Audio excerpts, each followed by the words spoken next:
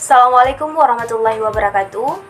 We are from English Education Department Teacher and Education Faculty Institute of Islamic Religion of Lok Sumawe. I'm Tifal Nadifa. I'm Zulia Khairani. I'm Ulfia Malia. First of all, thanks to Allah Subhanahu wa Ta'ala, because the help of Allah, we finished writing the paper entitled The Sects of Wahhabiyah right in the calculated time. The purpose is why we make this video because we want to fulfill the assignment that given by Mr. Ja'far MA as lecturer in Theology of Islam Study. The grand problem of the sect of Wahhabi. Wahhabi or Wahhabiyah is a term for supporters of Muhammad bin Abdul Wahhab. Although they rejected this Wahhabi blasphemy over their group movement, their own figures and scholars recognized it and boasted of the mention of Wahhabi against the group of defenders of Muhammad bin Abdul Wahhab. 3. This Wahhabi tradition since the beginning of its emergence until now, there has always been clashes with the majority of other Muslims. Because of the understanding they bring, many who are opposites to the understanding of the majority of Muslims who have long understood Ahlus Sunnah wal Jamaah.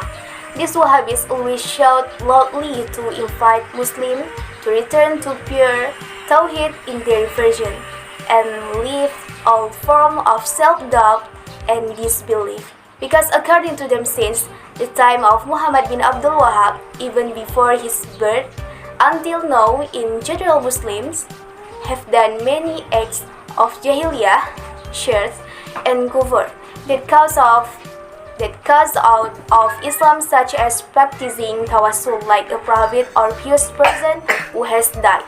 And now a few cases or of few ijtihadi they make as a case of usul or principle, which if contrary to the assessment of heresy, mushrik or kafir, so that often their speech, books, radio, magazines, television, and other media belonging to them is not quite from the verdict of shirk, kafir, or heresy for people who are contrary to their beliefs and crimes. The slogan they buzz in the midst of the Muslim did sound good and beautiful to the ear, such as return to the Quran and Sunnah. There is no place to us except Allah Subhanahu wa Ta'ala. No, there is help except from Allah Subhanahu wa Ta'ala. So that not a few Muslims are affected by their understanding, but the slogan they buzz in reality did not correspond to Ahlus Sunnah wal Jamaah, even though they admit that we are the only Ahlus Sunnah. Okay, before I explain the next discussion, I hope you are more familiar with the Wahhabi tradition, knowing who the founder is, how the history of its establishment, and what they believe and understand. Hopefully you can take wisdom from our rudimentary video. Okay, theoretical study. The Wahhabi school is a movement of renewal or reform that arises in the run-up to times of decline and filial piety in the Islamic world. The movement calls for the Islamic Al-Qaeda to be restored to its pure origin and emphasizes the purification of the meaning of Tawhid from shirk with all its manifestations. The followers of this movement usually refer to it with the Salafiyah Da'wah movement and not the sect, because its followers do not want to be called sects because they are not sects, but only taqlid to Muhammad bin Abdul Wahhab. Muhammad bin Abdul Wahhab sected Imam Ahmad bin Hanbal. Okay, I want to tell you about the history of the founding of Wahhabi. The Wahhabi tradition was founded by Muhammad bin Abdul Wahhab al-Mashrafi at-Tamimi al-Najdi. He was born in the village of Uyainah, near the city of Riyadh, Saudi Arabia. He learned fiqh for the first time to his own father about the fiqh of the Hanbali school and also the interpretation and hadiths. He had memorized the Quran at the age of 10 years, then he went to Mecca to perform Hajj, and then to Medina to study religious science on Sheikh Muhammad Hayah al-Sindi, the author of Hashiyah Sahih Bukhari. After finishing his studies in Medina, he returned to Uyainah before visiting Basrah, Baghdad, and Manshib to learn from scholars. Sheikh Muhammad bin Abdul Wahab began his preaching in the city of Furaimalah in 1143 AH, quarter 1730 AD.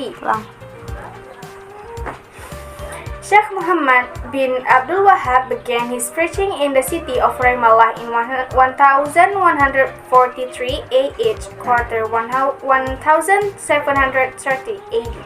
He also became Qadi there, but then he left the city because there was a conspiracy of locals to kill him because of his understanding and teaching that were considered out by the local community, such as prohibit of cremation of the grave. Sheikh Muhammad bin Abdul Wahab returned to the city of Unayah and began da'wah in his hometown. In the city, he invited the ruler of the city, Usman bin Muammar, to join him, then destroy every cemetery containing his building and punish a man, the woman who claimed to have committed adultery.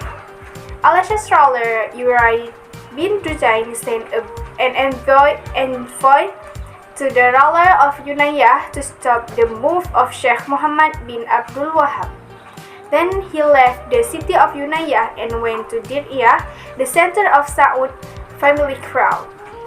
He stopped in the city as a guest of priest of Muhammad bin Suwailim bin Saud al-Uraini in 1158 AH and was asked to preach there with some requirement.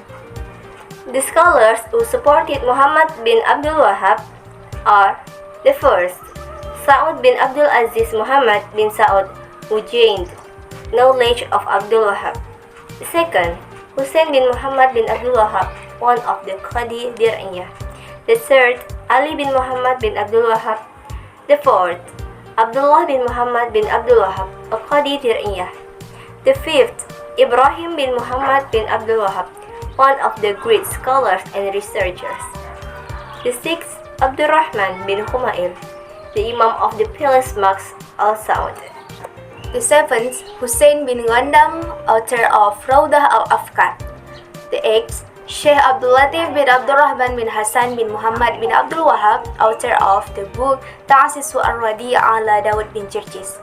The ninth, Sulaiman bin Abdullah bin Muhammad bin Abdul Wahab, author of the book Tafsir al-Aziz al-Hamid fi Syarhi Kitab at-Tauhid.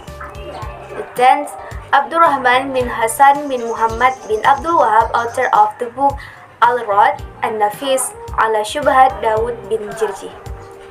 The 11th, Sheikh Muhammad bin Ibrahim, one of the grandsons of Sheikh who became the Imam of the Mufti at the time of King Faisal. The 12th, Sheikh Abdul Aziz bin Baz, the General Mufti of the Kingdom of Saudi Arabia. Okay guys, now I want to tell you about Wahhabis understanding and thinking. First, calling for Muslims to stick to Manhaj Ahlus Sunnah wal Jam'ah. Second, no taqlid in the matter of faith. Third, it is not permissible to accept understanding and teaching that are not derived from the Quran and Hadith. Fourth, it is permissible to pray in the matter of furu' because the Sheikh himself is in the midst of Imam Ahmad bin Hanbal.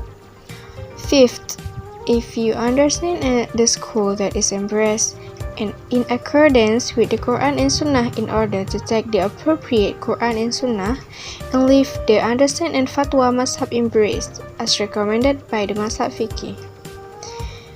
Sixth, restores the purity of Tawhid as in the time of Nabi Muhammad peace be upon him. 7. Establishing Asma and the nature of God as God has appointed for himself and establish his apostle without tamsil or parable, takif or comparison, and takwil or interpretation. 8. Jihad is obligatory and the Sheikh is a portrait of a mujtahid. 9. Everything that smells mushrik and bring an invite to the glory must be destroyed. 10. All forms of heresy and khurafat must be eradicated. 11. It must not allude with the greatness, race, sacredness of sheikh, overwhelmed in majesty of a person. 12. My alumsul with asma and the nature of God. 13th. Haram pilgrimage of the grave with the aim of asking something to the dead of buried there. 14. It is possible to visit the grave and the sunnah when the purpose is to pray for the ahli kubur can visit the grave, as done by the Prophet Muhammad, peace be upon him, his family and also his companions. 15. Haram built a cemetery. 16. Haram enveloped the cemetery. 17. Haram gave a like on the cemetery. 18. Haram makes the cemetery as a destination for tours and visits accompanied by recreation. 19. Oppose all forms of order and Sufism. 20. It is haram to talk about Allah when He does not know His knowledge, according to the statement of Allah subhanahu wa ta'ala in Surah Al-A'raf, verse 33, which is, "Infant Allah what you do not know." 21st. Everything that is not allowed and not forbidden by Sharia means that fiber can be forgiven. 22nd. No one has the right to legalize or prohibit anything that is not forbidden or legalize it by Allah and His Messenger. 23rd. It is unjustified and no one has the right to oblige, destroy, or justify something that is not required or circumcised by Allah and His Messenger. 24th. Shirk forms. There are several types, namely 1. Shirk Akbar or greed is shirk in worship, intention, obedience, and love. 2. Shirk Asghar or small, like Riya. 3. Shirk Khafi or hidden is a shirk that causes the believers to get lost without knowing it. 25th. People who die in the Muslim state still benefit from living, such as prayers, reward gifts, sadaqah, and the others. Shaykh opposes the idea that the dead are haram prayed and rewarded. This opinion is in line with the Quran, Sunnah, and according to the path of Salafus Salih. Wahhabi thought and ideology. Shaykh Muhammad bin Abdul Wahhab in establishing the law based on the Quran and Sunnah and Ijma and follow the footsteps of three great figures. Namely, first, Imam Ahmad bin Hanbal as a school in Sheikh thought. Second, Ibn Taymiyyah, and the third, Muhammad ibn al-Qayyim al-Jawziyah. So his preaching is a revelation of the thoughts of the three great clerics, as well as a translation of their goals in reality. Although sometimes there are opinions that are not in line with the opinions of these figures, it may be because of other views and there are stronger arguments. The conclusion is, Wahhabi is a school or movement that call for Islamic Aqidah to be restored to its pure origin, namely the Quran and Sunnah, and emphasize on proving the meaning of Tawhid from Shirk with all its manifestation. The founder of this sect was Muhammad bin Abdul Wahhab al-Mashrafi al-Tamimi al-Najdi. He memorized the Quran at the age of 10 and went to various parts of the world to study with various great scholars. In establishing the law, he based on the Quran, Sunnah, Ijma, and followed in the footsteps of three great figures, namely Imam Ahmad bin Hanbal, Ibn Taymiyyah, and Muhammad ibn Qayyim al-Jawziyah. The slogan of this school is written to the Quran and As-Sunnah, sound very good to the ears of Muslim, but it turns out that all of it doesn't match the reality. Not a few of the full jihadi cases are brains problems that are still represented by their scholars to make as usul or stepless, which if contrary to them is considered heresy. Okay, now I want to give you our suggestion. There are many schools in Islam ranging from Ahlus Sunnah wal Jamaah, Syiah, and to Wahhabi. Everyone has their own perspective, but the most important thing is that we should not turn away from the Quran and the Sunnah.